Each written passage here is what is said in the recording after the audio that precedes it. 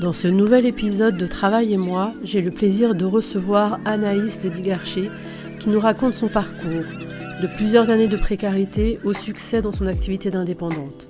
Si tout n'a pas toujours été facile, elle parle de moments de grâce qui lui ont permis de se construire. Cet épisode est une masterclass de gestion de sa propre carrière. On y parle travail indépendant, mission, impact et expatriation, entre autres. Pas de conseils prêts à consommer ou d'injonctions, mais un récit de vie professionnelle, un parcours, une histoire, où puiser ce que tu veux. Je suis Sarah, consultante de carrière. J'accompagne dans leur reconversion les femmes qui veulent réussir selon leurs propres termes. Si cet épisode te plaît, n'oublie pas de laisser 5 étoiles ou un commentaire sur ta plateforme d'écoute préférée et de le partager autour de toi. C'est parti!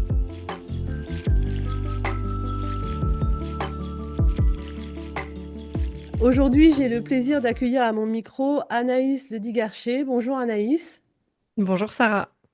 Donc, je vais te poser la première question que je pose à tous mes invités, qui est, est-ce que tu peux, dans un premier temps, te présenter sans dire ce que tu fais? Ok, ça marche. Alors c'est un défi hein, parce que normalement les personnes elles se définissent beaucoup par ce qu'elles font, donc c'est intéressant. Donc moi c'est Anaïs, je vais avoir 9 ans, je suis en train de calculer, cette année. Je suis maman de deux enfants, une grande fille qui a 17 ans, un petit qui a 5 ans, donc il y a un grand écart entre les deux. Je suis la conjointe d'un homme merveilleux et je vis à Manchester. J'étais originaire de Bordeaux à la base et sinon je suis une personne plutôt entière, passionnée par plein de choses, très créative. Euh, voilà ce que je peux dire à peu près, c'est ce qui résume qui je suis. J'ai envie de rebondir sur la personne entière parce que on s'est connus avant que tu exploses sur LinkedIn en termes de visibilité, parce qu'on s'était croisés grâce à Jennifer quand on lançait des coachings, etc. Mm. Et après, en fait, j'ai vu, évidemment, comme tout le monde, ta visibilité vraiment exploser sur LinkedIn. Aujourd'hui, tu es classée favicon, bien classée dans plusieurs catégories et tout. Et ce qui, moi, m'a toujours beaucoup attirée dans ta communication, en fait, c'est justement ta façon très cash et directe de dire ce que tu as envie de dire, en fait.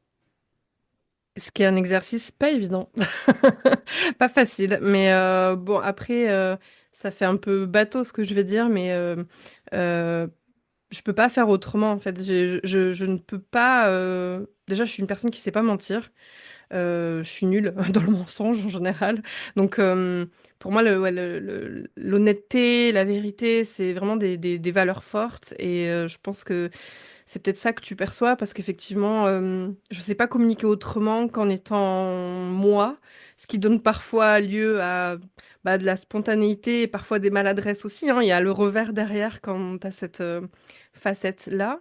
Après, c'est un bien grand mot explosé hein, sur LinkedIn, hein. Ça reste humble quand même comme positionnement, mais ouais, je pense qu'on peut dire que, en tout cas, c'est ce que je vise à la fois professionnellement et personnellement, d'être constamment aligné entre qui je suis, ce que je dis, ce que je fais.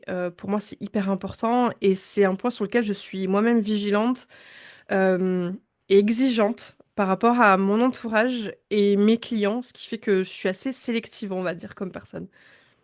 Pour revenir sur justement le fait que tu sélectionnes tes clients, ce que j'ai vu aussi moi sur LinkedIn avec toi, c'est que tu as changé de positionnement depuis qu'on se connaît à plusieurs reprises. Donc, est-ce que tu peux nous dire aujourd'hui ce que tu fais? Et puis après, on reviendra sur comment t'en es arrivé là finalement. Ouais. Alors aujourd'hui, moi j'accompagne les entreprises, plus précisément des solutions qui s'adressent aux RH, et donc je les accompagne à s'adresser justement aux RH, plus souvent aux recruteurs, même précisément, puisque le recrutement c'est mon expertise de base, hein, ça fait partie de mon parcours. Je suis une ancienne recruteuse, et en fait je les accompagne voilà, à adresser des messages, à porter des messages voilà, je les aide à trouver les, les bons formats, les bons codes et la bonne façon de s'adresser à eux à travers différents formats. Donc, principalement du format long, ou du long copy, comme on dit en marketing, donc sur de l'article, de la newsletter, du guide, du livre blanc. Et en parallèle, je suis plutôt active aussi sur le format live webinar, puisque ça fait partie des formats qu'on explore avec certains de mes clients. Et après, sur la partie LinkedIn, elle est un peu plus perso, parce que comme tu le dis, j'ai changé plusieurs fois mon positionnement, on y reviendra, mais LinkedIn, c'est plus pour relayer en fait les contenus longs que je crée pour mes clients et à la fois pour moi personnellement aussi. OK. Et du coup, comment t'en es arrivé à ce que tu fais aujourd'hui? Est-ce qu'il y a eu un chemin de pensée ou est-ce que c'est les opportunités qui ont fait que, tu as évolué? Alors, si, il y a 5 ans, tu m'aurais posé la question, c'était pas du tout le plan, en fait, de faire ça, hein, pas du tout.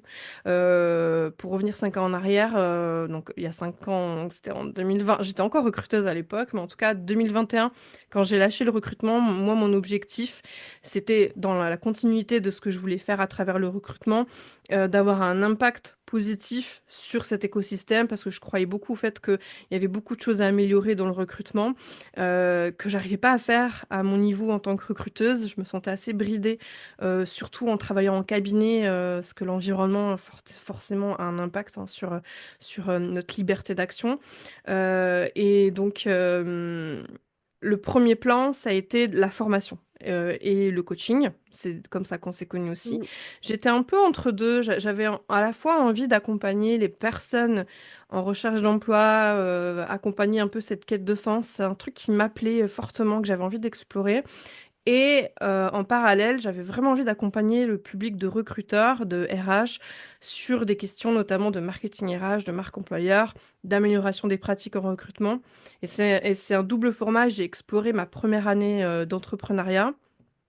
euh, avec un constat à la fin que, d'une part, sur le côté candidat, finalement, je trouvais que j'étais pas complètement à l'aise avec l'idée de faire payer des personnes pour les accompagner. Je fais partie de ces gens qui sont pas à l'aise avec cette question-là.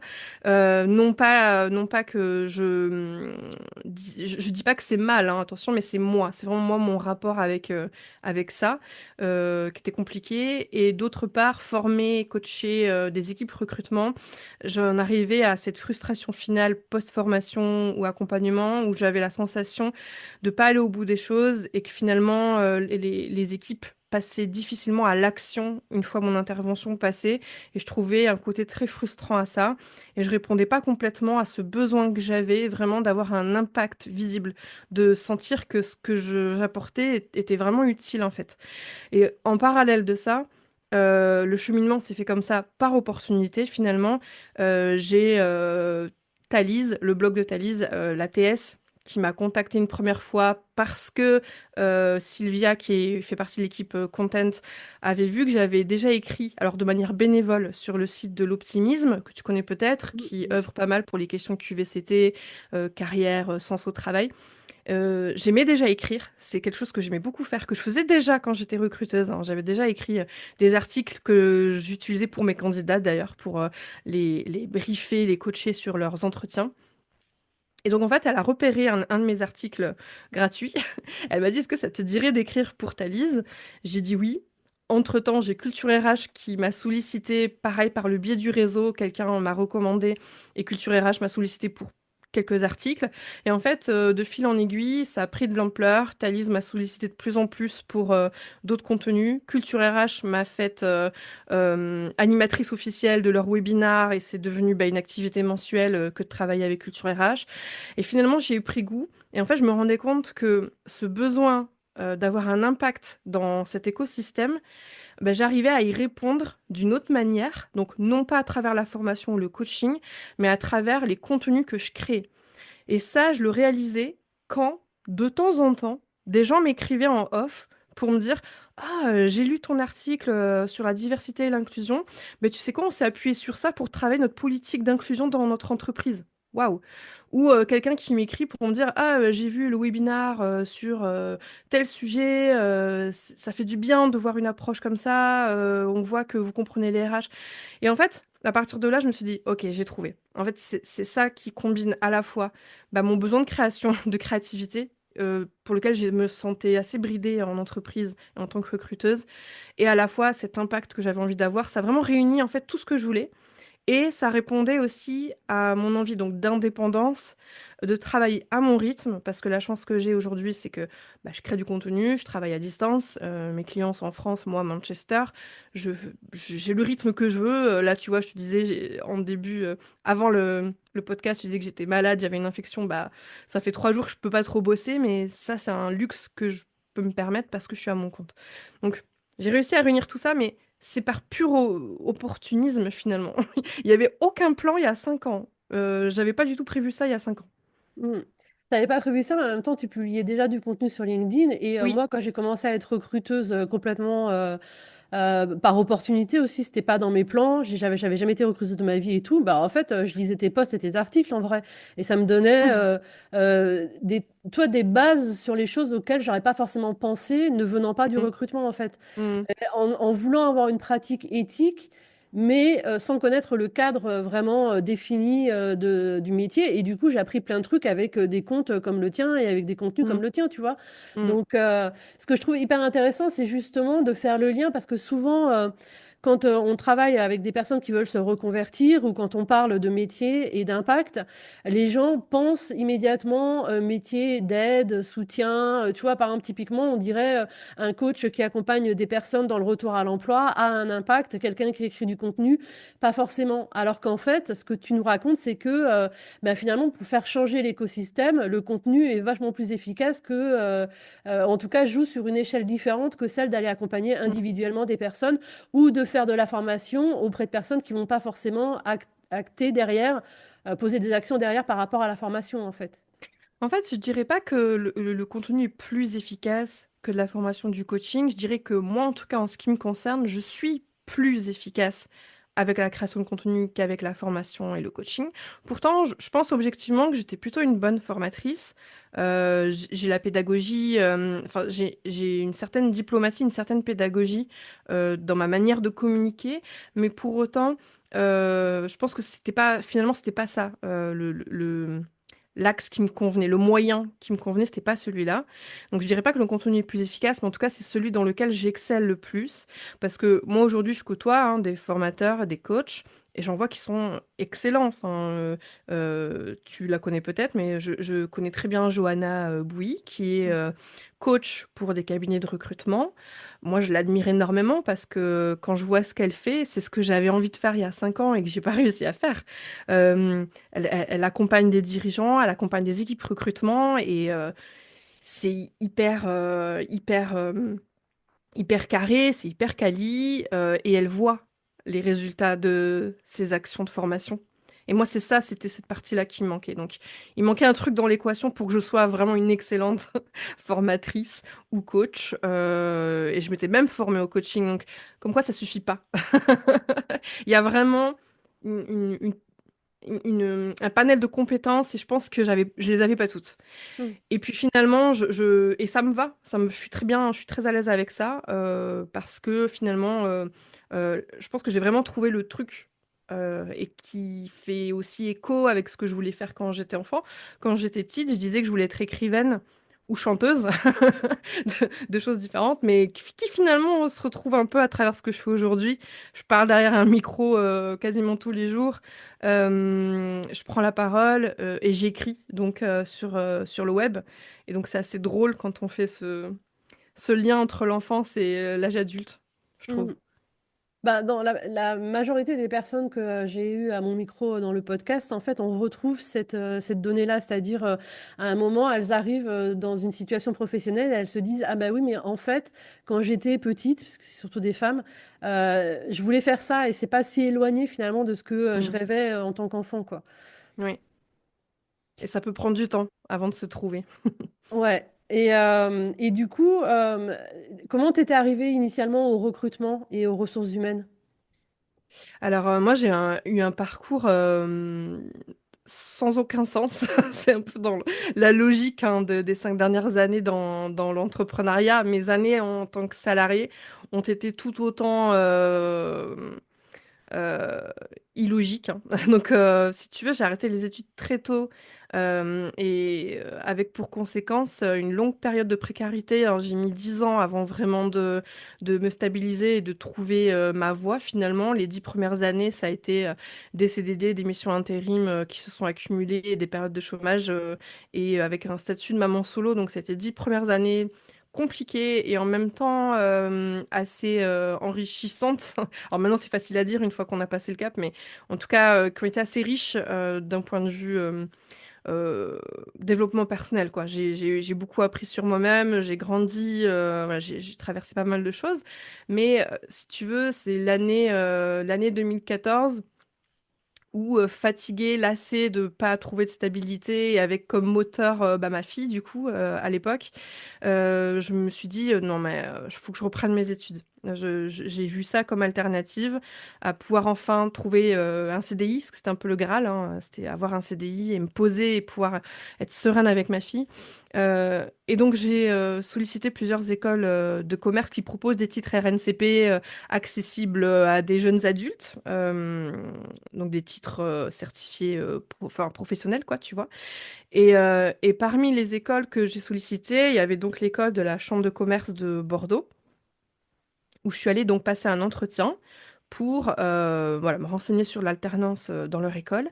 Et en fait, ce jour-là, la personne qui m'a fait passer un entretien individuel, euh, pour la première fois de ma vie, quelqu'un prenait mon CV et me disait, ben, en fait, ton CV, voilà ce que je te conseille de faire, voilà comment tu devrais le retravailler pour être un peu plus, pour rendre en tout cas ton profil plus attractif aux yeux des recruteurs. C'était la première fois que quelqu'un adoptait une posture comme ça de conseil, mais non seulement adopter cette posture, mais en plus me partager des conseils hyper pertinents. C'était très pertinent tout ce qu'elle me disait. Et en fait, pendant cet entretien, je me souviens être sortie de l'entretien en me disant, j'aimerais trop être à sa place. Euh, tu vois, ce truc de bah, aider en fait. Alors que moi-même, ça faisait 10 ans que je galérais, que je trouvais pas de CDI. Je dis, pour une fois, quelqu'un prend ce temps, c'est waouh, et j'aimerais faire la même chose. Et en fait, il faut savoir que ce qui est assez drôle dans l'histoire, c'est que cette même école qui dispensait donc des formations, donc là, je postulais pour un titre RNCP niveau bac+2 sur une formation d'assistant de direction, donc qui mêlait marketing, commerce, voilà, différents champs. Cette école recrutait un ou une alternante pour son service, donc quelqu'un qui allait à la fois être salarié en alternance dans l'équipe de cette personne qui faisait passer les entretiens, et à la fois serait étudiant ou étudiante en formation dans cette école. Et donc, on m'a contacté quelques jours plus tard, on m'a dit qu'il y avait ce poste ouvert, on m'a demandé si je voulais postuler, donc j'ai postulé, j'ai passé les entretiens en suivant, donc j'ai revu cette personne qui m'avait fait passer l'entretien, et j'ai été embauchée en alternance, et cette personne est devenue ma tutrice sur mon année d'alternance. Et en fait, la continuité derrière sur les premiers pas dans le recrutement, c'est-à-dire que donc elle animait les sessions de recrutement collective et les entretiens individuels comme elle me l'avait fait faire. Et un jour, dans les premiers mois de mon alternance, je lui dis, tu sais, Laetitia, j'aimerais trop être capable de faire ce que tu fais un jour. Et elle m'a regardée, elle m'a dit, bah, tu vas le faire. Et en fait, elle m'a accompagnée, elle m'a formée à faire donc, enfin, à animer les sessions collectives de recrutement, puis les entretiens individuels des futurs alternants. En fait, c'est comme ça que j'ai fait mes premiers pas. C'est vraiment parce qu'en fait, quelqu'un m'a accompagnée. En fait, il y a quelqu'un qui m'a tendu la main à un moment donné. C'est pas une histoire de je me suis battue, je me suis fait toute seule, hein. Moi, j'y crois pas à ces discours-là. Je suis pas convaincue de ça. Il n'y a pas de quand on veut, on peut. Il y a beaucoup d'autres facteurs à prendre en considération. Et là, en l'occurrence, il y a eu cette personne qui, qui m'a pris sous son aile, en fait. Elle a eu, je pense qu'elle a eu un espèce de coup de cœur. Elle a eu envie vraiment de m'aider. Et ça s'est fait comme ça. Par cette rencontre, j'ai découvert le recrutement et j'y ai pris goût. Et voilà, petit à petit, j'ai fait mon chemin après dans le recrutement. Et est-ce qu'un jour elle t'a dit, est-ce qu'un jour vous avez eu une conversation où elle t'a dit ce qu'elle avait vu en toi en fait au moment où elle s'est dit bah oui Anaïs on va la former au recrutement et En fait, elle n'a pas été décisionnaire finale. Elle m'a fait passer les entretiens et j'ai eu un dernier entretien avec donc le directeur de l'école, elle, la personne qui allait devenir ma future manager aussi.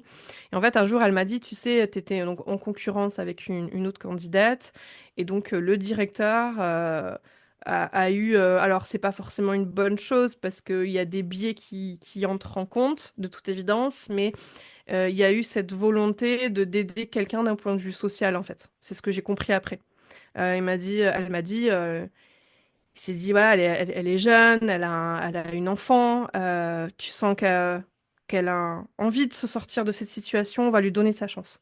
Mm. Et c'est ce qu'il a dit post-entretien, et c'est comme ça derrière que j'ai été embauchée. Euh, donc, je suis pas sûre qu'il y ait un quelconque paramètre compétence technique. En revanche, je pense que ce qui a peut-être convaincu, c'était plutôt euh, non pas ma détermination, mais plutôt, comment dire, ouais, cette envie de se sortir de là, quoi. Parce que j'étais très lucide sur ma situation, hein. À mon entretien, je disais, voilà, ça va faire 10 ans que je galère et je veux me sortir de ça, en fait. Mm. Et ils se sont dit, ok, elle a la volonté, hop, on lui donne sa chance. Mm.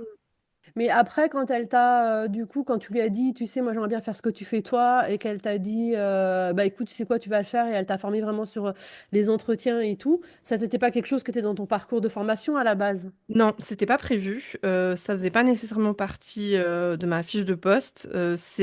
Alors, faut dire que à l'échelle de notre équipe, on était une toute petite équipe, on avait énormément de liberté en termes de champ d'action. Donc, c'est-à-dire que, et d'ailleurs, c'est ce qui s'est passé pendant mon alternance. J'ai fait énormément de choses parce que j'ai proposé plein de choses. Plein de fois, on m'a dit, bah vas-y, fais-le. J'ai porté plein de projets différents pendant mon année d'alternance. Ça a été fantastique parce qu'on avait une vraie liberté d'action. Dès lors que on proposait des choses et qu'on estimait tel résultat et qu'on avait un plan d'action clair, on nous disait bah banco, vas-y. Euh, donc il y avait cette liberté-là et ça tombait à un moment, je pense, où elle était prête aussi à lâcher ça. Tu vois. Il y a eu un concours de circonstances qui a fait que elle a vu que j'avais envie. Elle, ça commençait à la lasser. Donc elle s'est dit bah vas-y, je te donne le bébé, tu récupères. Mm. Et après cette école, du coup, et cette alternance, comment tu as évolué? Eh bien, après cette alternance, on m'a gardé en CDI, déjà. J'ai converti l'alternance en CDI. J'y suis restée, donc au total, alternance comprise, je suis restée 3 ans et demi, à peu près, 3 ans et demi, 4 ans dans cette école de commerce. J'ai évolué sur mon poste, hein. Progressivement, j'ai pris plus de missions. Donc, j'étais à la fois sur la partie relations entreprises et à la fois sur la partie organisation des formations, suivi des parcours individuels pour les personnes qui faisaient de la VAE, notamment, validation des acquis de l'expérience.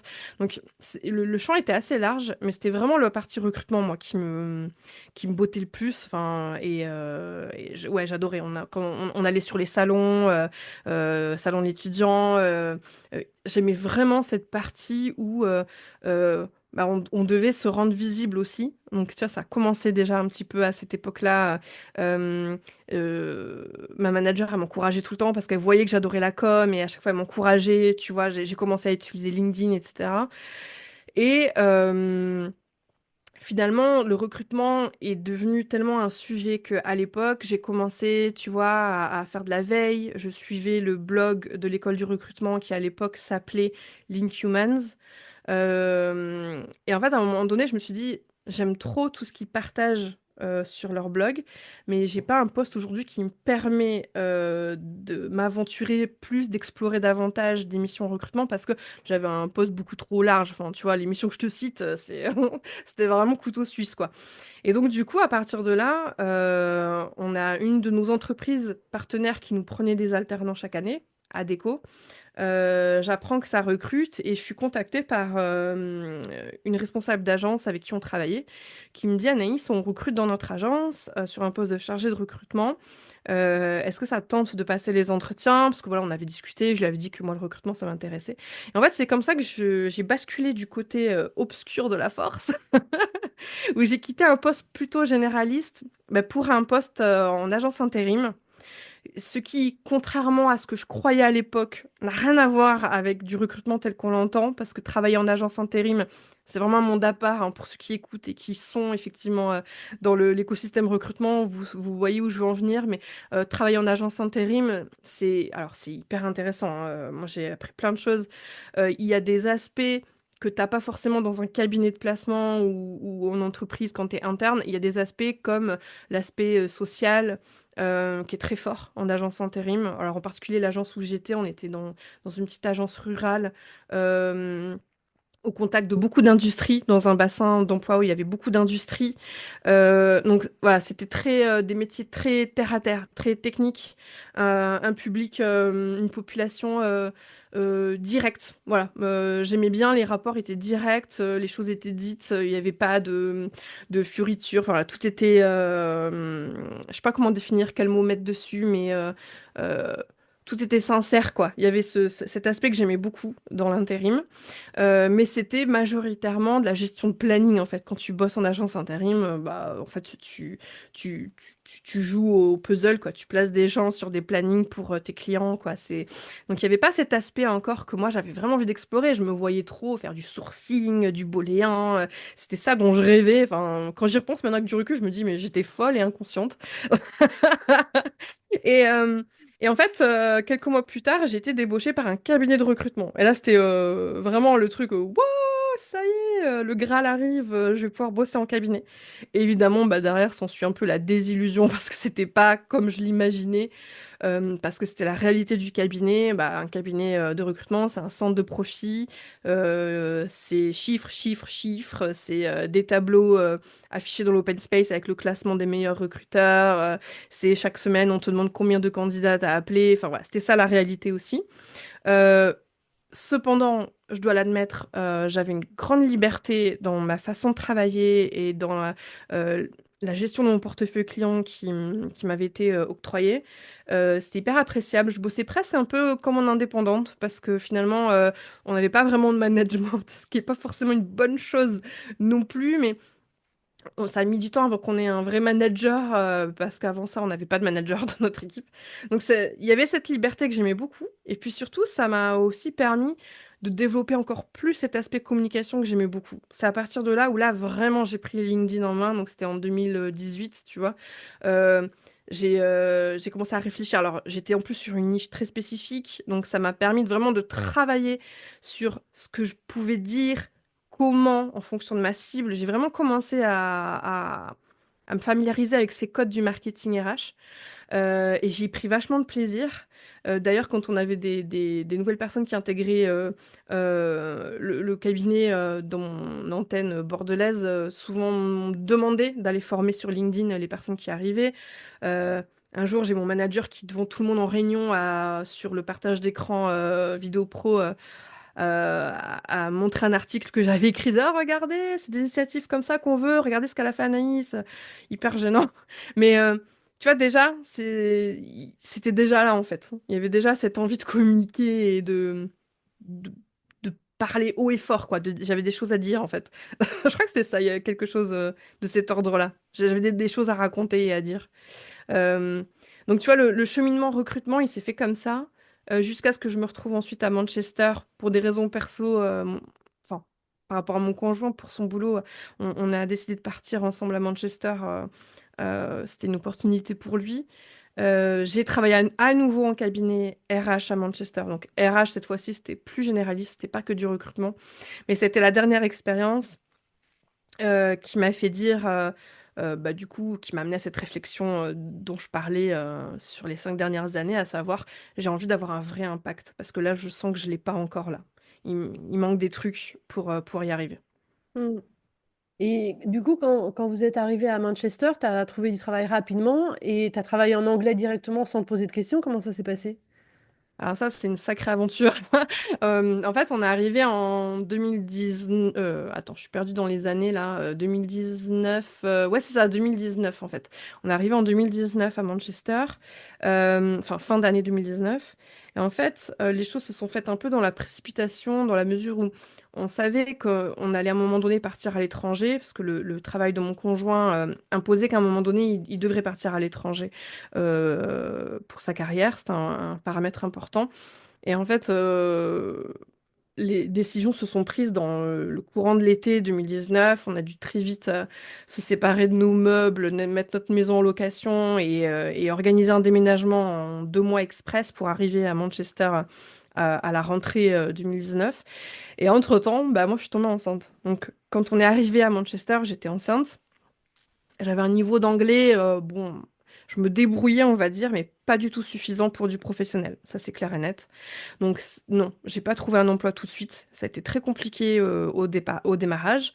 Bon, bah déjà, j'ai été confrontée à de la discrimination, puisque moi, naïvement, en entretien, je disais que j'étais enceinte. Donc, à plusieurs reprises, on m'a dit, bah, revenez vers nous quand vous aurez accouché. Voilà. Euh, et puis, au-delà de ça, la langue a été une barrière. Mes premiers entretiens ont été chaotiques. Je croyais bien parler anglais, en fait, pas du tout. Il y a une réalité, c'est que pour certains métiers, débarquer dans un pays où tu parles pas trop la langue, c'est pas grave. Tu vois, tu as des métiers hyper accessibles, tu vois, dans la resto, dans le tourisme. Voilà, ça requiert pas, tu te débrouilles. Mais là, en l'occurrence, je postulais à des postes de RH ou en RH ou en recrutement. Tu es obligé de maîtriser le vocabulaire professionnel, t'as pas le choix.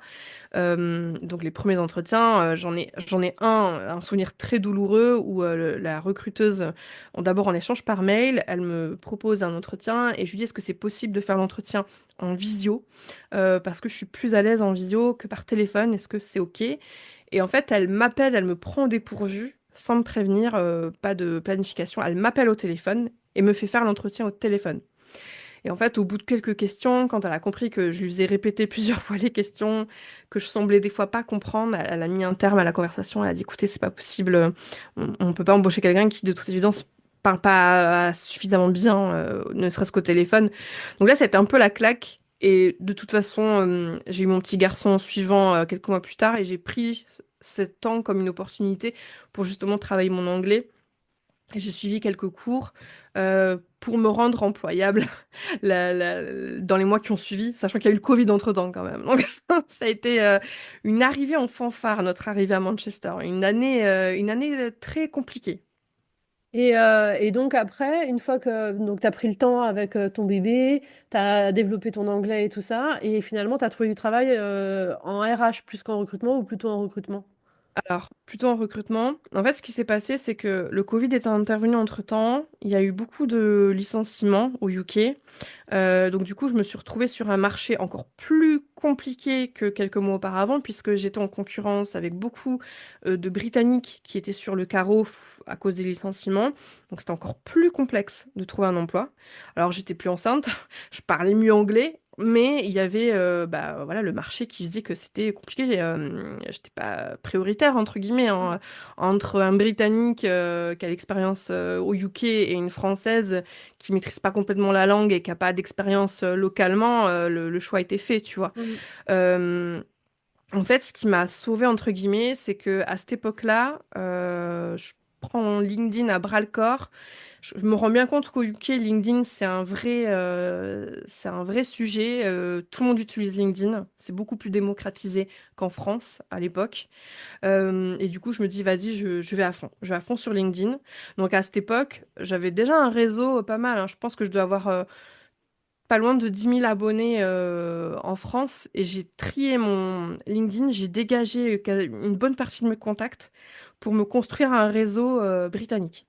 Je suis repartie de zéro. Donc j'ai éliminé beaucoup de gens à l'époque, désolée. Et j'ai commencé voilà, à réseauter, à me connecter à des gens sur Manchester. J'ai commencé voilà, à faire du networking. Et donc, j'ai basculé ma communication sur LinkedIn. J'ai commencé à poster qu'en anglais. Et donc, sur des sujets recrutement. Et aussi un peu perso, pour parler de mon expatriation notamment.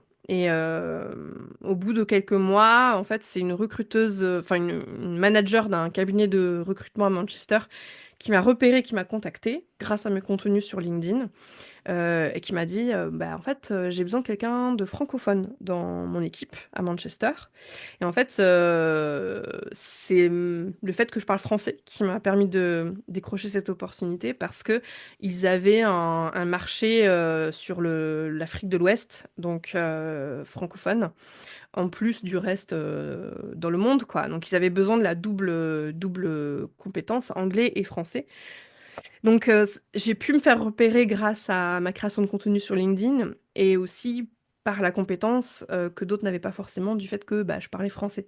Mm. Donc, ça a été compliqué, hein. Franchement, je pense que si j'avais pas activé le levier LinkedIn, ça aurait pris encore plus de temps avant que je trouve une opportunité, hein. Parce que là, c'est vraiment, elle a vu mes posts et elle m'a contacté, hein.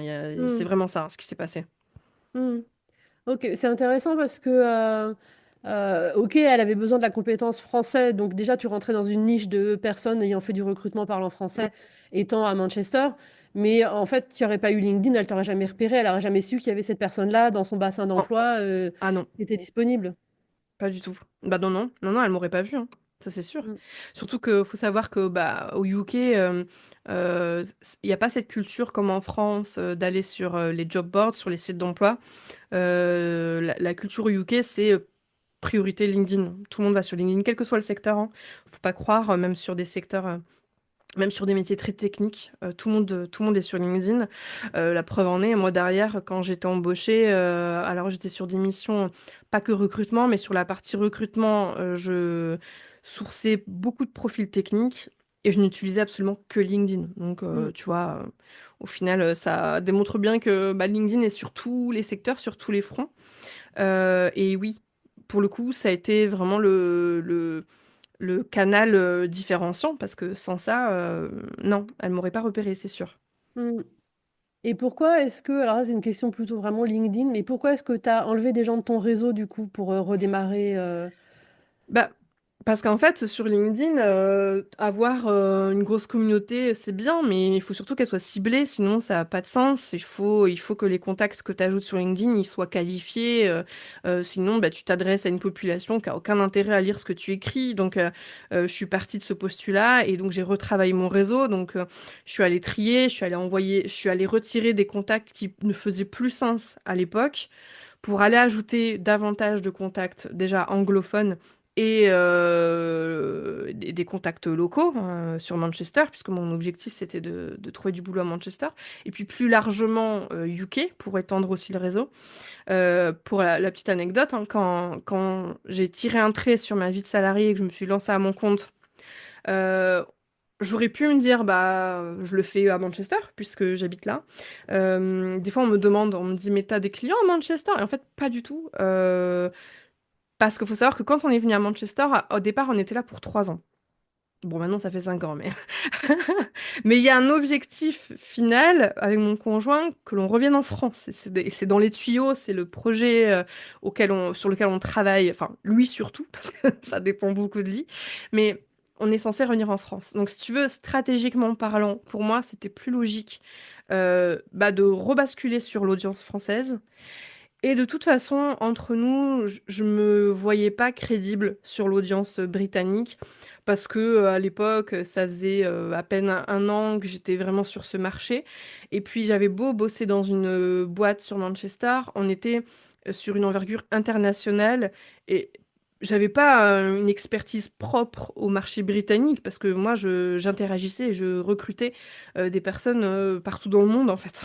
Je pouvais même pas revendiquer, dire bah oui, j'ai de l'expérience locale. C'était même pas le cas parce que je bossais avec plein de boîtes dans le monde entier avec ce cabinet-là.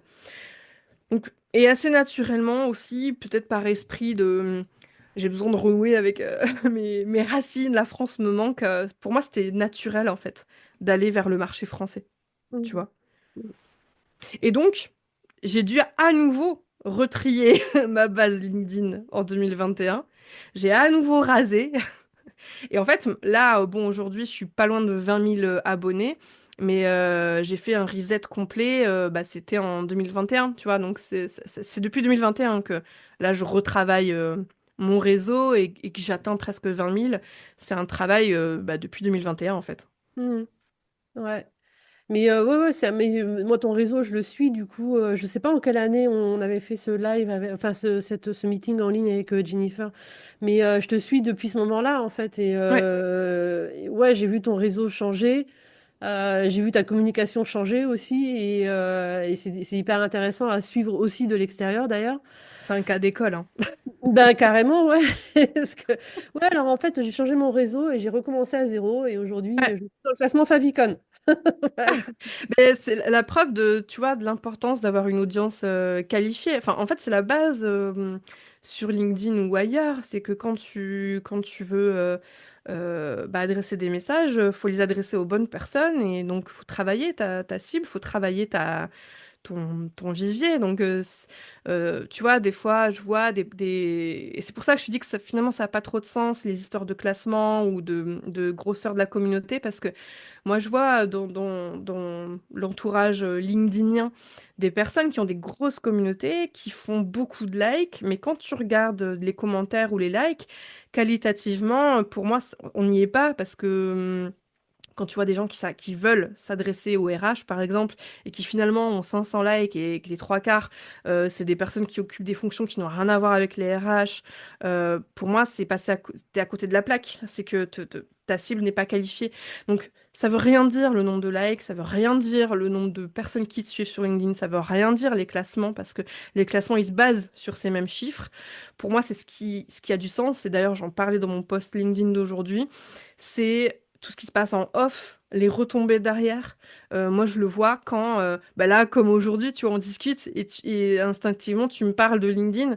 Ben, intérieurement, je me dis, ah, ça fonctionne. Ça, c'est un indicateur qui révèle que c'est positif et que ça fonctionne. Mm, C'est pas 200 likes sur un post. mm, Ça, c'est un vrai indicateur. Le fait qu'aujourd'hui, tu me parles de ça. Tu mm. vois ce que je veux dire? Et donc, pour reprendre le fil du coup de ton parcours, tu Ouais. travailles à Manchester dans le recrutement et à un moment, tu décides d'arrêter. Et pourquoi tu Mm. arrêtes?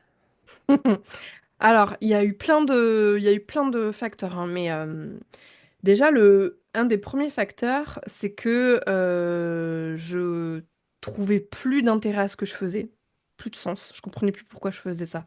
J'étais un peu devenue un robot. Je me rappelle qu'à l'époque, j'avais la nausée le matin, j'avais pas envie. Il y avait vraiment cette espèce de brown out, tu vois, on parle souvent de burn-out ou de bore-out, mais là, c'était vraiment du brown out, quoi. Je sais plus pourquoi je faisais ça. Je voyais pas l'intérêt. Et en plus, ça venait un peu titiller euh,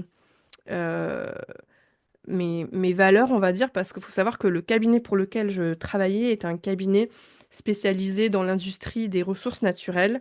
Donc, ce qui signifie qu'en fait, moi, j'accompagnais des boîtes bah, qui ont des mines, en fait, hein, des mines partout dans le monde. Donc, je recrutais du foreur, du technicien de maintenance, jusqu'au responsable juridique mondial de la boîte, donc des fonctions corporate et techniques. Donc déjà le secteur, j'étais pas à l'aise avec ce secteur, d'une part.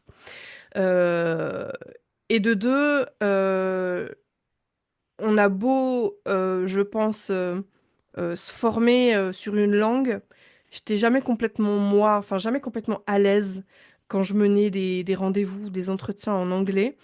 Il y avait toujours une part de moi qui se disait, en fait, tu peux pas être complètement toi, en fait, quand tu parles en anglais. Tu vois ce que je veux dire? Ça te parle? Ah ouais, mais ça, je Euh, pense qu'on le vit dans toutes les. Dès qu'on... Enfin, en fait, d'ailleurs, je pense qu'il y a des études là-dessus qui montrent comment la langue dans laquelle on s'exprime, en fait, a un impact sur notre personnalité.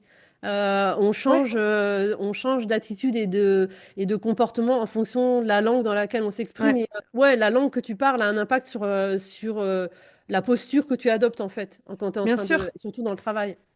Et tu vois, moi de base, je suis une personne pas du tout timide. Je suis quelqu'un, alors je dirais pas que je suis sociable, parce qu'il y a un côté associable chez moi quand même, mais je suis une personne plutôt extravertie. Je suis hyper à l'aise de parler de moi, je suis hyper à l'aise de parler de plein de sujets, j'ai pas peur de prendre la parole, voilà, je suis plutôt dans l'extra. En anglais, je suis hyper discrète. Mais parce qu'il y a cette barrière de la langue où je me dis ça, je vais pas pouvoir l'exprimer comme je veux, donc j'ai beaucoup de retenue. Et ce qui est frustrant, parce que des fois, tu es dans des conversations et tu vois, des fois, je suis des conversations, je me dis, ah, mais ça, si c'était en français, j'aurais osé le dire, j'aurais dit ça, ça aurait été intéressant, pertinent. Donc, il y a cette espèce de frein. Et donc, je le ressentais professionnellement parlant pour ces motifs-là, mais aussi parce qu'il y avait un vocabulaire quand même très technique dans le secteur pour lequel je travaillais et je maîtrisais pas tout et j'étais vraiment très souvent en difficulté hein, pour échanger, que ce soit avec des clients ou des candidats. Donc, tu avais ces paramètres-là, le paramètre du secteur, cet autre paramètre de je sais plus pourquoi je fais ça, les KPI qui venaient tout le temps là, qui était un peu la cerise sur le gâteau, toujours cette histoire de devoir rendre des comptes des KPI, etc. Et en fait, tout ce cocktail, début d'année 2021 a fait que j'ai osé en parler à ma manager, dont j'étais plutôt proche. Donc un jour, elle vient chez moi, parce qu'en plus, on bossait de chez nous ou au bureau, mais très souvent, voilà, des fois, elle venait à la maison. Ce jour-là, elle vient chez moi, parce que je lui dis, il faut que je te parle, ça va pas. Elle vient chez moi, et donc là, je fonds en larmes, je lui dis, écoute, ça va pas du tout, je suis pas bien sur mon poste, et là, elle me dit, ah bon, ok, et en fait, elle est là, elle me dit, Anaïs, je te le dis, je veux pas te perdre, donc dis-moi ce que tu voudrais faire. Donc là, je me dis, ok, bah écoute, déjà, moi, je voudrais plus être sur un positionnement externe, déjà. Donc ça fout mal pour quelqu'un qui est sur un poste de consultante, mais je dis, je veux plus être externe, je veux travailler sur des missions internes, et notamment sur de la marque employeur et de la communication. Voilà, en fait, moi, c'est ça que je veux. Elle me dit, ok, donc elle me quitte en me disant, je vais voir ce que je peux faire parce que je veux vraiment te garder dans l'équipe. Et en fait, pendant à peu près 2 mois, on m'accorde de prendre en main des missions de communication et de marque employeur pour le cabinet dans lequel je travaille. Un peu en mode, je l'ai compris après, mais un peu en mode, allez, on lui donne un peu ce qu'elle veut pendant un petit temps, elle va faire sa crise, ça ira mieux. Ça, je l'ai compris après, parce que c'est ce qui s'est passé. Donc, j'ai mené des missions hyper intéressantes, En organisé des anglais, du événements, coup. C'était en en anglais. anglais. Ouais. Ouais, c'était en anglais. Aussi en français, parce que j'ai développé notre page Facebook pour notre communauté francophone, pour les pays francophones pour lesquels on recrutait.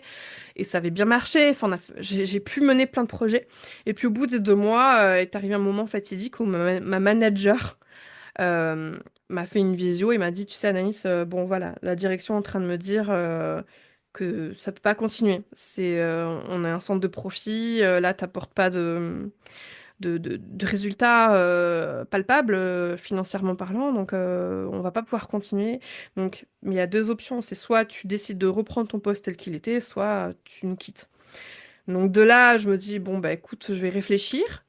Et ce même jour, je me rappelle exactement, j'étais dans ma cuisine sur mon PC, on a une réunion avec mes autres collègues, et elle nous fait un partage d'écran, un fichier Excel, où elle nous dit, voilà, on vient de décrocher un appel d'offres pour tel client, on a une vingtaine de postes à pourvoir, elle affiche le tableau Excel, et elle commence à mettre des couleurs, ça, Anaïs, tu vas récupérer ça, ça, ça, ça, toi, Dani, tu vas récupérer ça, ça, ça, ça. Et pendant toute cette vidéo, je suis fermée. Mais vraiment, je vois le tableau et j'ai envie de vomir. Là, je sens que ça monte, la gorge, elle se serre. Je vois le tableau Excel avec tous les postes qu'elle est en train de colorer, que je dois récupérer. Et là, intérieurement, je me dis non, je démissionne. Après cette vidéo, je vais démissionner. C'est pas possible. Donc, la vidéo se termine. Elle me rappelle en suivant. Elle me dit, Anaïs, ça va pas. Tout de suite, elle m'a dit, pourquoi tu dis ça? Elle me dit, je t'ai vu pendant la visio avant, t'étais fermée, dis-moi ce qui se passe. Et là, je lui dis, non, en fait, rien que voir l'Excel, je peux pas. C'est mort, je peux pas, en fait. Et après, la réflexion, elle s'est faite aussi avec mon conjoint. Ça, c'est important de le dire pour des personnes qui peut-être m'écoutent et sont dans ces situations d'hésitation entre salariat, indépendance. Il faut savoir que j'ai eu un cadre très sécurisant dans la mesure où mon conjoint, voyant que j'étais pas bien déjà sur mon poste, ça faisait déjà quelques semaines, euh, qu'il me disait, tu sais, Anaïs, ça fait longtemps que tu as envie de te mettre à ton compte. Si tu veux le faire, fais-le. On assumera les conséquences. Jamais je te dirai quoi que ce soit si ça fonctionne pas. Je te culpabiliserai jamais, je serai là. Mais fais-le si tu en as envie. Franchement, fais-le. Et rien que son soutien, en fait, ça m'a porté pour être capable de dire, pendant cette visio qui a suivi la réunion, j'ai dit à ma manager, j'ai dit, écoute, on va arrêter là, je vais te faire ma lettre de démission dès aujourd'hui, on arrête. Mm. Donc, il y a eu ouais, cette espèce tu vois, plein de facteurs croisés, et je pense que j'étais arrivée de toute façon à un moment où j'étais prête euh, à basculer dans le côté indépendant, voilà, plus dépendre d'une entreprise unique et voilà, faire mon cheminement tel que je l'ai raconté tout à l'heure, quoi. Mais du coup, ça veut dire que être indépendante, c'était un truc que tu avais en tête déjà depuis quelque temps.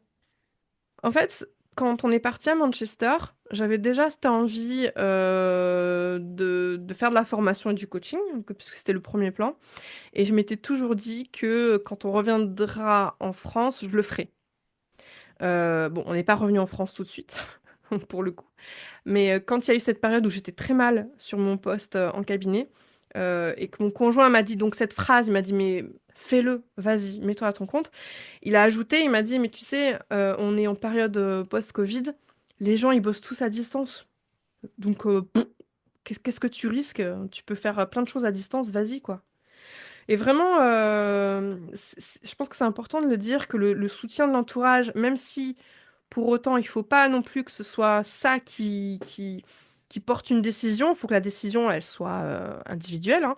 Mais je pense que ça compte énormément parce que quand tu as ton conjoint qui te dit je suis là pour soutenir s'il y a besoin, tu vois, j'imagine un autre contexte où il m'aurait dit ah non, tu peux pas nous faire ça maintenant, ça va être la galère, laisse tomber.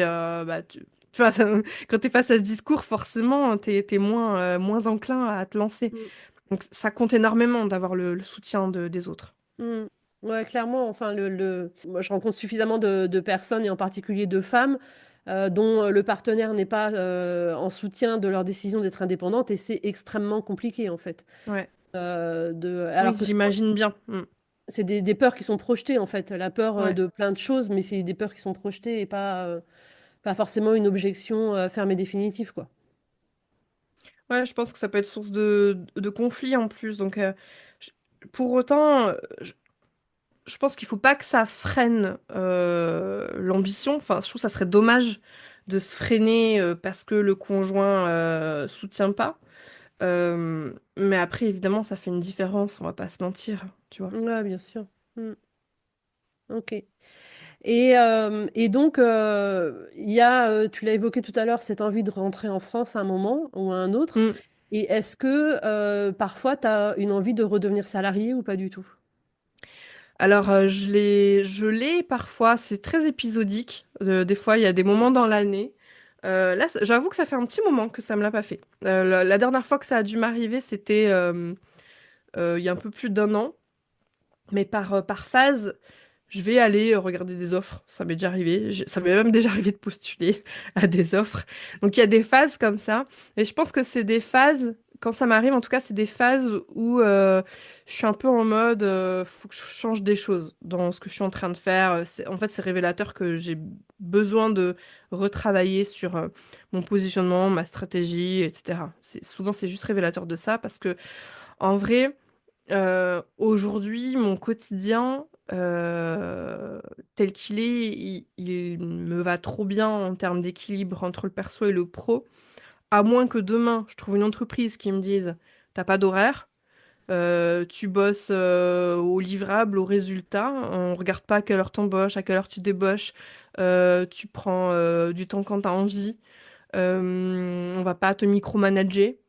Euh, Tu vois, à moins que l'entreprise me dise ça, je me vois pas redevenir salarié parce que aujourd'hui, comme je te disais en démarrage de podcast, je suis une personne assez sélective et ça marche aussi avec mes clients. Je suis hyper attentive à être entourée de clients qui ont confiance et qui vont pas être justement dans ce mode opératoire de contrôle, de micromanagement, etc. Moi, je suis une personne qui a vraiment besoin de liberté dans ma manière de travailler. Euh, et donc, je pense que c'est pas compatible avec une vie de salarié en entreprise. Je vois parfois passer des modèles d'entreprise, notamment sur LinkedIn, ce monde parfait de LinkedIn, où des fois je me dis, tiens, cette boîte, ça doit être génial d'y bosser. Mais après, je demande à voir dans les faits si c'est vraiment ce que ça renvoie comme image. J'avoue que des fois, ça serait plus pour à la fois un besoin de sérénité, tu sais, d'être un peu plus légère dans ma tête, de me dire, j'ai pas à me demander le mois prochain, machin, gérer des trucs de compta, d'administratif. Il y a cet aspect-là de se retirer de la charge mentale que tu as quand tu es à ton compte. Et aussi, peut-être de retrouver aussi cette espèce de sentiment d'appartenance, tu vois, de communion avec une équipe, des collègues, tous autour d'une marque. C'est les deux aspects peut-être qui me manquent actuellement, qui me feraient hésiter. Mais si je dois faire la liste des priorités, aujourd'hui, ma priorité, c'est vraiment ma liberté en fait, d'être libre, hyper flexible. Donc, pour l'instant, non. Mm. Et ce que j'aime beaucoup dans la façon dont tu racontes ton parcours, c'est alors, je sais que ça, c'est pas forcément aussi lisse que ce que je vais dire, mais on a le sentiment d'une grande lucidité, en fait, de quand tu prends tes décisions, que tu analyses, tu comprends ce qui est en train de se passer pour toi, et aussi d'un point de vue économique ou dans ton écosystème, marché de l'emploi, etc. Tu vois, et le sentiment que, en fait, tu analyses et tu as une grande lucidité par rapport à ça, comme quand tu dis, en fait, quand je regarde des offres, c'est quand j'ai besoin de changer quelque chose, mais c'est peut-être plutôt dans mon positionnement et tout ça. Et je trouve ça assez fascinant en fait d'avoir cette compréhension et cette connaissance à la fois de toi-même et de bah, comment évoluer et comment ajuster en fait dans la situation dans laquelle tu es Ouais. finalement. Mais ça, tu sais, c'est grâce, entre guillemets, à l'indépendance, hein. Moi, depuis que je suis à mon compte, je me suis redécouverte. Je me suis rendu compte que je savais pas qui j'étais d'un point de vue professionnel. Tu sais, sur mon fonctionnement, sur ce que je veux pas. C'est grâce à l'indépendance que je l'ai découvert. Je me suis rendu compte que en fait, je n'aime pas avoir un cadre. J'ai besoin d'une grande liberté. Et ça, je me rendais pas compte avant, pas du tout. J'ai ma propre organisation. Je suis une grande procrastinatrice. Je suis la reine de la procrastination. Je travaille dans l'urgence. Je suis excellente quand je suis dans l'urgence. C'est ma manière de travailler. Et ça, je me rendais pas compte avant. C'est en étant à mon compte. Forcément, tu es tout seul, donc tu le réalises. T'as personne qui te cadre et qui arrive à calmer cet aspect-là. Alors, il y a un côté pas bon hein, non plus. Attention, hein.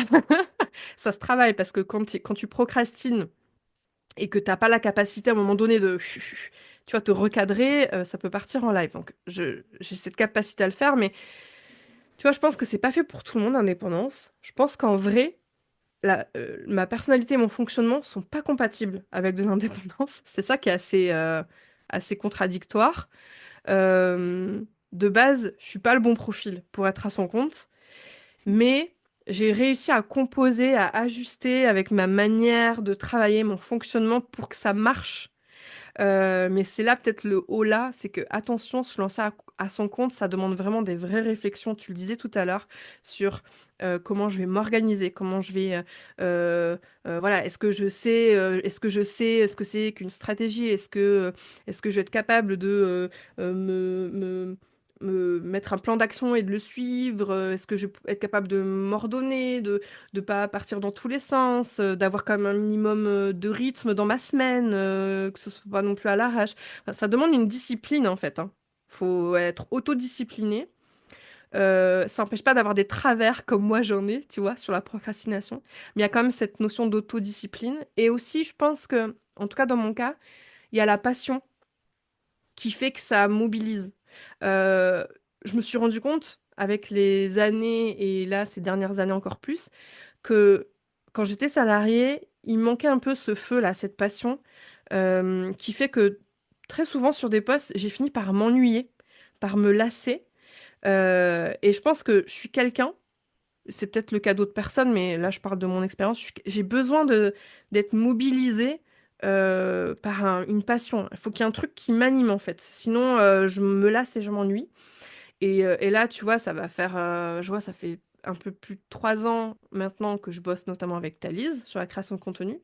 Euh, c'est pas un poste à proprement dit, je suis à mon compte, mais j'ai jamais maintenu euh, une expérience professionnelle aussi longue, si ce n'est quand j'étais à la chambre de commerce où je suis restée un peu plus de 3 ans. Mais tu vois, pour moi, c'est un indicateur fort. Ça veut dire que Mm, je suis bien là. Là où mm. je suis mobilisée, passionnée, engagée dans ce que je fais. Et donc, je pense qu'il y a ce facteur passion qui est important si on aime ce qu'on fait.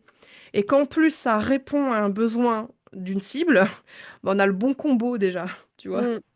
Ouais, même avec la procrastination, tu as quand même plusieurs fois évoqué la discipline et l'autodiscipline. Et en Ouais, fait, je pense qu'un des travers des personnes qui se lancent dans une activité indépendante et qui ont la passion, c'est qu'elles n'ont pas forcément en face la discipline et la capacité de travail. Or, si tu n'as que la passion, mais que tu mets pas le travail à côté, enfin, tu mets pas le travail en face de la passion, il va pas se passer grand-chose finalement. ouais. Donc, c'est vraiment le combo, c'est trouver effectivement le truc qui te fait envie plus la capacité à t'auto-discipliner et te mobiliser Mm, par rapport à ça, mm. quoi. Ouais, complètement. Ouais, ouais, ça suffit pas la passion toute seule, c'est sûr. Mm. Et justement, en parlant de passion, je voulais rebondir sur une passion que nous partageons, qui est celle du chant. Ouais. Puisque tu en parlais tout à l'heure en disant que quand tu étais petite, tu voulais être écrivaine ou chanteuse, et que du coup maintenant tu chantes. Et ce que je voulais savoir, c'était en gros, qu'est-ce que ça t'apportait le chant dans ta vie? Alors, faut savoir que ça fait pas longtemps que vraiment j'ai pris le sujet en main. En fait, quand j'étais plus jeune, donc je te parle de ça quand j'étais au collège, j'avais commencé à prendre des cours de chant, j'allais chanter dans la chorale, et puis après j'ai laissé tomber cette passion. Je l'ai vraiment laissé entre période collège et là, ces derniers mois, donc il y a eu un gros gap, tu vois, dans ma vie d'adulte, où j'ai pas du tout exploré cette passion. Et en fait, ça m'est venu là en fin d'année dernière. Alors j'ai fait un peu de chorale depuis que j'habite à Manchester, de temps en temps, mais je trouvais pas complètement mon compte. Euh, Il y a un peu un côté, au-delà du fait de chanter, il y a ce côté où je me challengeais en fait. J'ai envie de me prouver à moi-même que je peux faire des trucs qui me paraissent impossibles. C'est-à-dire que alors, tu le vois, là, je te parle, j'anime des webinars, je parle à 200 personnes, enfin, c'est pas un souci, la prise de parole. En revanche, chanter devant des gens, pour moi, c'est un exercice terrible. C'est terrible. Vraiment, j'ai l'impression de me mettre à nu. Il y a une part de sensation de ridicule. Enfin, vraiment, je vis très mal le fait de chanter devant des gens. Même en petit comité, hein. C'est-à-dire que demain, on fait une soirée, on est trois, tu me dis, vas-y, chante-nous une chanson, je vais être hyper mal à l'aise. Pourtant, j'adore ça. Donc, c'est assez contradictoire. Je ne sais pas pourquoi, je ne sais pas comment l'expliquer. J'ai un vrai complexe à chanter devant les gens. Et en fait, pourtant, j'adore ça. Et donc, j'aime bien faire ça de temps en temps. Je me défie un peu moi-même. Et je me suis dit, ok, tu te fais un challenge. C'est que t'es à Manchester. Ça va être ton challenge avant de repartir en France, parce qu'on sait qu'on va repartir en France. Et je ne veux pas repartir de Manchester sans avoir accompli ça, en fait. Au moins ça. Donc j'ai commencé à... En fait, j'ai trouvé un groupe de coaching vocal. J'ai une coach vocale qui me suit. Et en fait, le principe est vraiment sympa parce que toutes les 6 semaines, elle organise donc un live performance dans un bar, un café pub, euh, où sont invités ses élèves à chanter en groupe ou en individuel, en solo. Et donc, il y a une toute petite audience, hein, il y a genre 20 personnes dans cette salle. Mais j'ai trouvé que le cadre était sécurisant, avec cette histoire d'accompagnement et de coaching. Tu vois, pour moi, c'est une première étape. Tu vois, je me familiarise avec ce truc de performer devant des gens, tout en étant sécurisé, un peu coucouné. Et je me dis, voilà, ça c'est la première étape. Peut-être que la prochaine, ce sera d'aller faire des open mic, d'aller dans des bars chanter, tu vois. Et en fait, euh, ce qui est... Comment dire? En fait, c'est la sensation, une fois que j'ai fait ça, ce genre de performance. Alors sur le moment, c'est horrible, hein. J'ai envie de partir, j'ai le nœud à l'estomac, je me sens nulle, je tremble, je perds tous mes moyens, voilà. Mais une fois que c'est fait, il y a un espèce de sentiment d'accomplissement, de me dire, oh, je l'ai fait. Et des fois, je me dis, je suis folle, j'ai fait ça en fait. Tu vois? Et rien que pour cette sensation-là, qui fait tellement du bien pour l'estime de soi, bah rien que pour ça, en fait, je le fais. Parce que j'en ai besoin. En fait, là, tu me vois, j'ai l'air d'être quelqu'un j'ai l'air d'être une personne qui a beaucoup de confiance. Les gens, des fois, ils sont surpris quand je leur dis, mais en fait, moi, je suis pas du tout, j'ai aucune confiance en moi. Souvent, les gens me croient pas parce que j'ai une aisance orale, mais ça, en vrai, ça veut rien dire. Tu vois, tu le sais, tu comprends, je pense. Et, et ça m'aide vachement à travailler sur ma confiance en moi-même. C'est marrant que tu dises que tu n'as pas de mal à parler en public, mais que chanter, c'est différent parce que Ouais. moi, c'est exactement pareil. C'est-à-dire présenter, parler en public, en visio, en physique et tout. Je connais mon sujet, je sais de quoi je vais parler, il n'y a aucun souci, quoi. Je me sens... Évidemment, tu as le trac parce que tu as envie de performer et de faire un truc bien, mais c'est pas stressant, c'est pas paralysant et tout. Alors que Mm. chanter en public, c'est un autre délire totalement, quoi. C'est le Ouais. truc, tu atterris sur une autre planète de stress, quoi. C'est pas du tout la Mm, même chose. mm, mm. Ouais. Ouais, c'est quelque chose. Ouais, je suis d'accord avec toi, c'est l'après et c'est le gros kiff, en fait. Une fois que c'est fait, tu là: «Ah ouais, je l'ai Ouais, fait quand même». ouais. Et je veux le refaire. C'est une- Il y a un côté, il y a un côté maso. Ça a été horrible sur le moment, mais je veux le refaire rien que pour cette sensation post-performance. Mmh. Mmh. On arrive à la fin de cet entretien et du coup, je vais te poser, la dernière question que je te laisse interpréter comme tu l'entends et qui est: «Et si c'était à refaire?» Ah, bah si c'était à refaire, je pense à tout mon parcours depuis mon arrêt des études très tôt à aujourd'hui.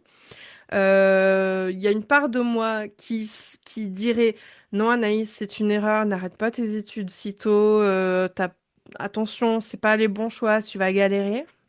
Et en même temps, il y a une autre part de moi qui est un peu plus euh, philosophe et qui se dit bah ouais, mais il fallait passer par tout ça pour en être là aujourd'hui. Donc, si c'était à refaire, très certainement que je referais la même chose en fait. Parce que oui, sur le parcours, il y a eu des erreurs, il y a eu des difficultés, mais il y a aussi eu des moments de grâce un peu à quelques endroits et qui ont fait que bah, j'ai pu me construire et c'est ce qui fait ce que je suis aujourd'hui et que même si c'est pas parfait ce que je suis aujourd'hui, bah j'en suis quand même plutôt satisfaite finalement, tu vois. Donc bah si c'était à refaire, je referais la même chose. Eh ben, merci beaucoup pour ton temps et pour cet entretien, du coup. Je t'en prie, merci à toi. Voilà, j'espère que cet épisode t'a plu. Laisse-moi un commentaire, envoie-moi un email, dis-moi ce que t'en penses. Et à bientôt!